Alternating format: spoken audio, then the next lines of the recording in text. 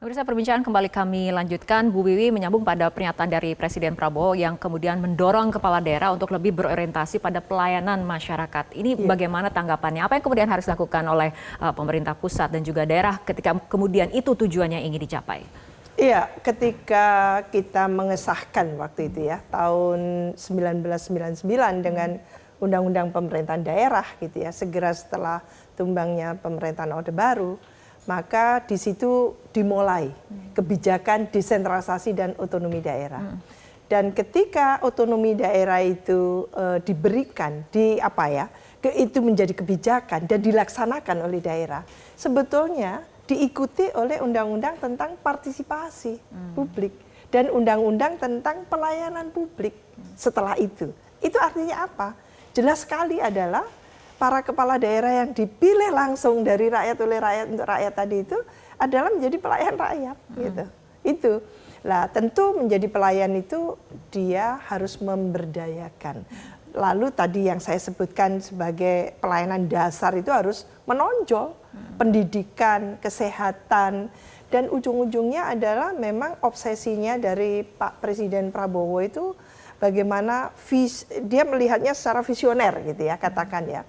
Bagaimana Indonesia emas itu akan menyaksikan nanti kita by the end of the day Indonesia ini adalah Indonesia maju, ditopang oleh tidak hanya daerah tapi desa-desa yang maju.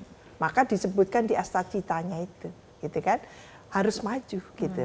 Lah sekarang dengan pembekalan ini, itu asumsinya para kepala daerah dan wakil kepala daerah ini, ya, tapi yang ikut mungkin kepala daerah aja ya, yang di Magelang itu kalau nggak salah. Itu mestinya tidak diasumsikan sebagai bukan pemula. Mereka ini bukan pemula.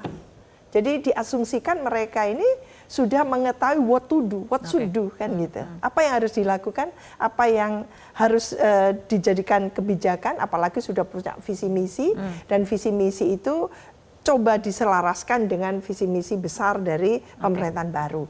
Nah, itu artinya memang endingnya adalah kemajuan ekonomi, kemajuan masyarakat Indonesia di aras lokal. Oke, itu dari sisi orientasi ataupun pengabdian dan pelayanan kepada masyarakat. Pak Herman, ini juga yang menjadi salah satu sorotan adalah bagaimana pengelolaan anggaran yang tepat sasaran. Ini tantangannya selama ini seperti apa sih pengelolaan APBD ini?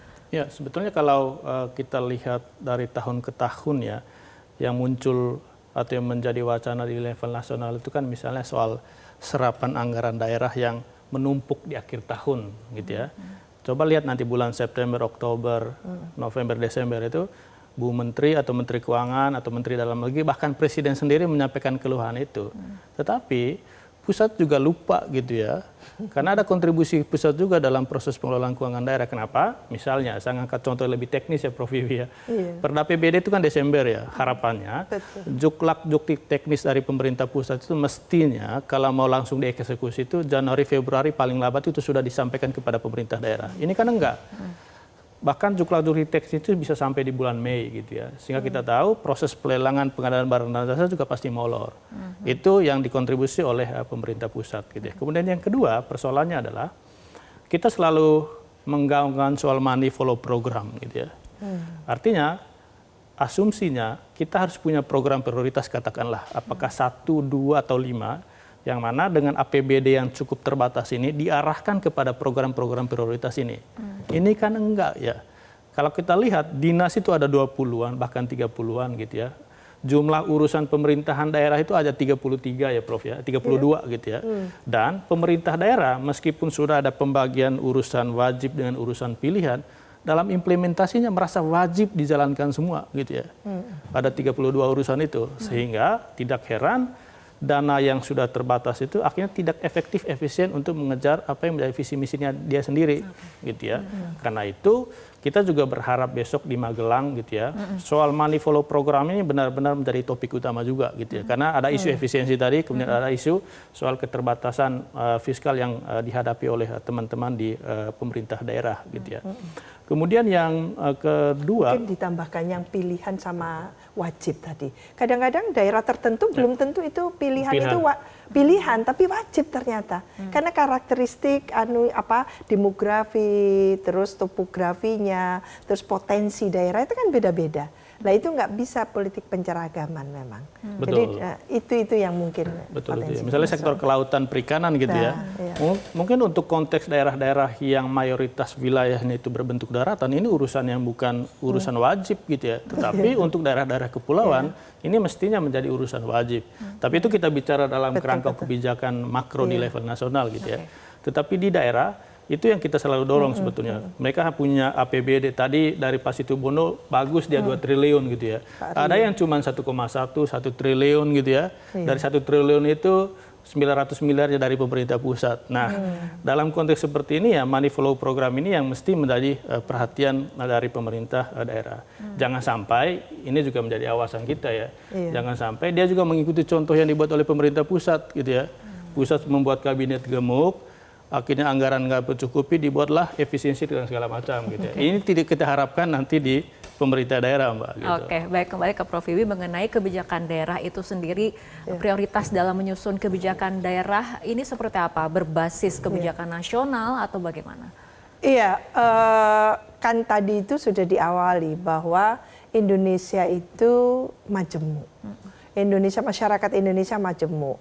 Lalu tidak hanya etnisitas agama dan sukunya gitu ya, bahasanya, tapi juga potensinya, SDM-nya gitu kan, potensi ekonominya, SDM lokalnya gitu ya.